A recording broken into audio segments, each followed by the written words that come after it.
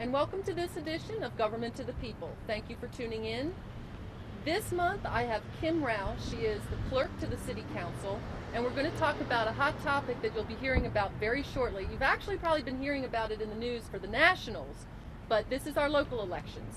Yes, I said elections. They're coming up this year, and we're going to give you all the information you need to make sure you can navigate through this process easily. So thank you for joining us, Kim. I greatly appreciate it. Thank you for having me, Corinne. Now we're in front of the Robert J. DePietro Community Center today. This is one of the polling places.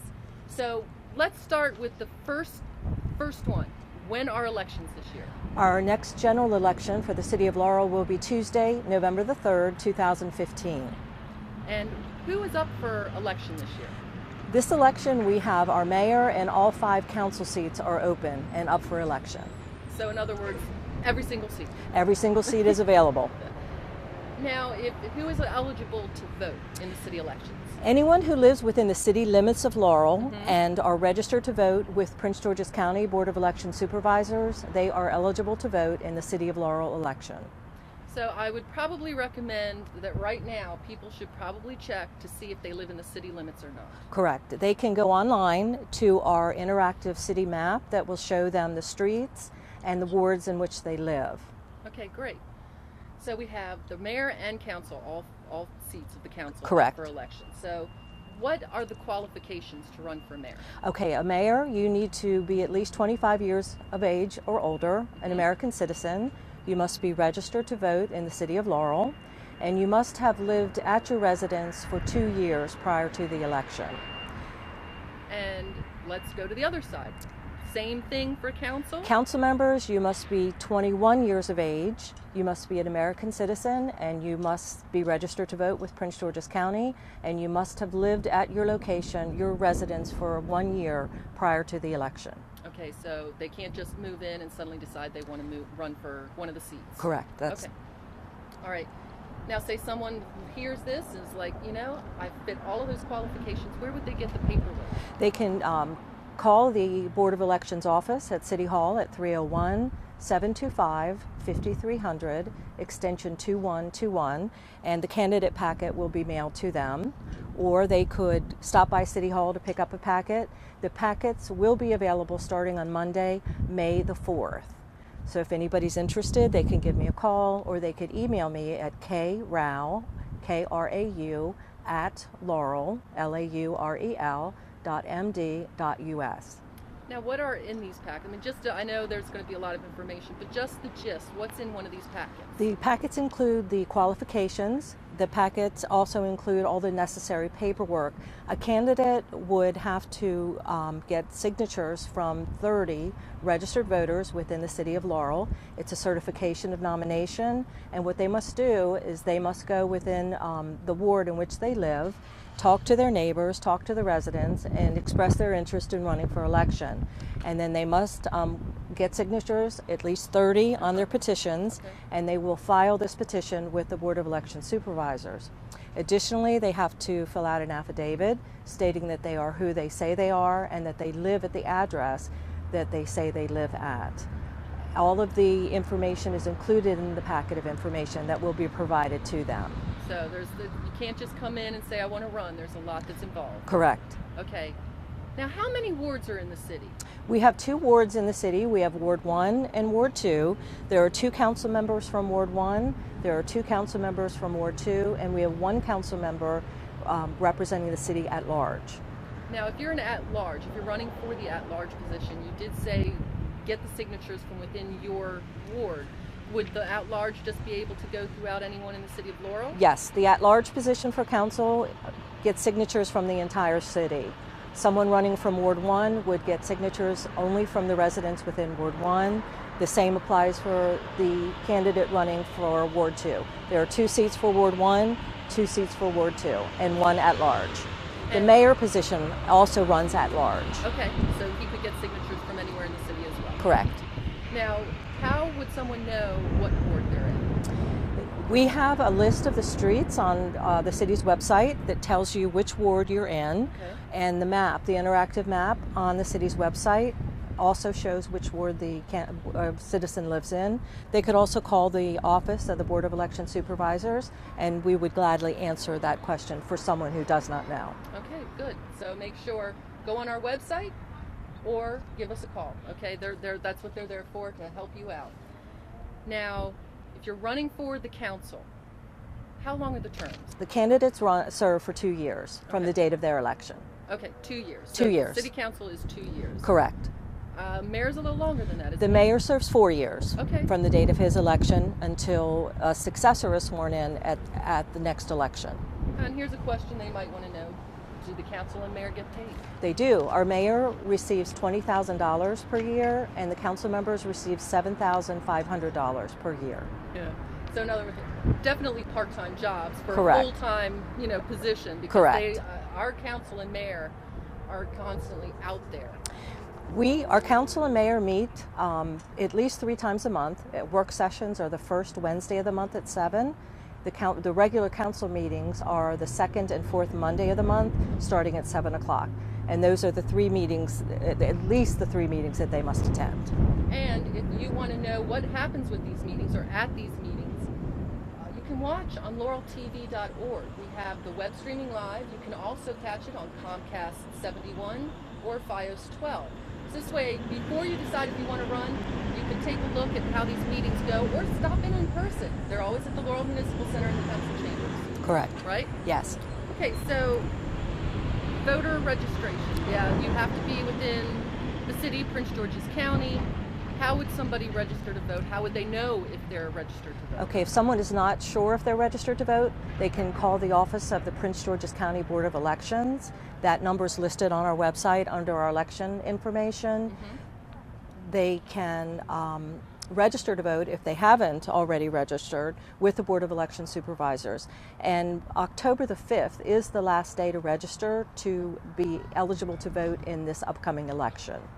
Now, there's also, if I remember correctly, we have voter registration cards at City Hall. We too. do. We do have registration forms at City Hall that somebody can stop by and pick up, and our office will gladly mail them to somebody if they call and request one. Okay, so make sure if you're interested, after watching one of the mayor and city council meetings, give them a call or come on down. We've got them there. So, you said the deadline to register to vote is October? October the 5th is the deadline to register to vote to be able to vote in the November 3rd election. And like I said, we're here in front of one of the polling places. What ward is this that we're in now? Yes, we are in front of the Robert J. DePietro Community Center, and it is the polling location for the Ward 2 voters. The Ward 1 polling location is the Laurel Municipal Center, and that is located at 8103 Sandy Spring Road, Laurel. So say somebody can't make it down on November 3rd, is that correct? Did I say that? Correct. Right, November 3rd is the election day. Is there early voting? We do have early voting, and it will be scheduled for Tuesday, October the 31st, from 8 a.m.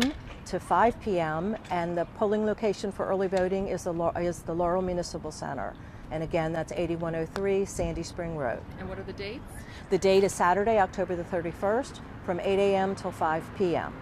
And if someone's going to be out of town, that's a whole other issue. Correct. What about absentee voting? We do have absentee ballots that will be available for anybody who can't make it to the polls on Election Day.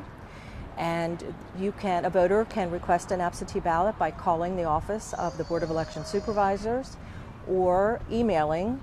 And we will also have an application for an absentee ballot on the website as we get closer to the election. A person can download the application, fill the application out, and then mail it in to the Board of Election Supervisors for the City of Laurel.